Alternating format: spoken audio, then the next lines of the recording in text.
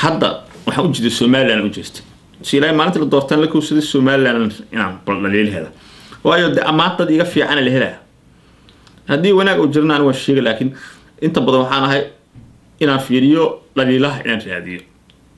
hebela bamba ku qaraxday iyo ima noqonaysan waxay noqonayo war maxaa qarsoon ay shacabkan kaaga baahan yihiin daahiro maanta waxaan raadinay waxa weey maxaa qarsoon ay shacabkan u baahan yihiin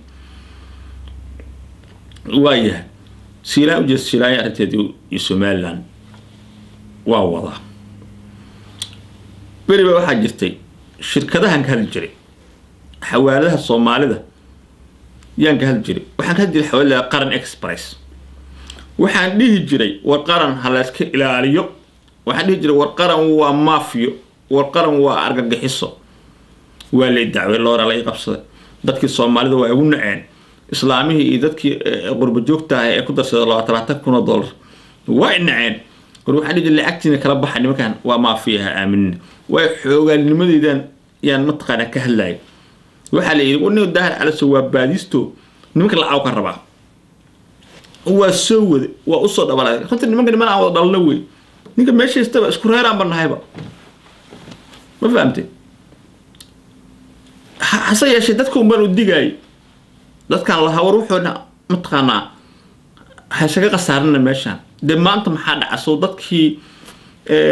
xoolahooda lama dhicin aawi qaran ma ana tuuga aha anu waa ka soo fadhiya anu qof wala ma jirta wali inta noola maanta hadii la soo maro meel walba daahir ala soo maanta waxaan ku leeyahay lacag inta la eg waxay dhahay lama arkayo ka cabsan $100 oo iga daahir ala soo wali inta qof deyn ka qaatay jidka ma sheego marin hebel wax daahir ala soo qabo laakiin qaran waa ka sawa matqana nimanka qaran haday maqlaan waxaan ilaahay war nimanka dadka masaakiinta war magaca uu haraya war ogaada dadka ganacsi rajal leedihiin dadka masaakiinta war hooyooyinka kuwa isleedin Yurub joogaan oo haday lacagtii kuma dacway kara war wax iska siiyay taasi waa taas dahabshiil aan daba joogaa dahabshiil waa halnin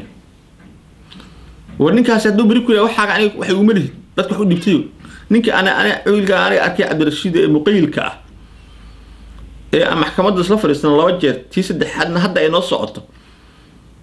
war waxaan leeyahay nimankaani ma ahan ganacsato nimankaan siyaasadii galeen war haday shirkad ganacsi siyaasad gashana haristeedii leedahay waxa isku qabana qodobada waxa kamid ah Axmed Siilaanyo ay taageeraan waa kan Faysal Dhawra markaan dan xaq wareystay urwana siin lacag war ma beena war waa kan aan hay waraaqihii Axmed Godoni Ibrahim Faqaani kulli dadkii akoonada u fureen ee lacag u hayeen waa kan war waa kan aan ogahay service inay xireen al-shabaab war haddii nimanku ay yihiin ma fiican dahabshiil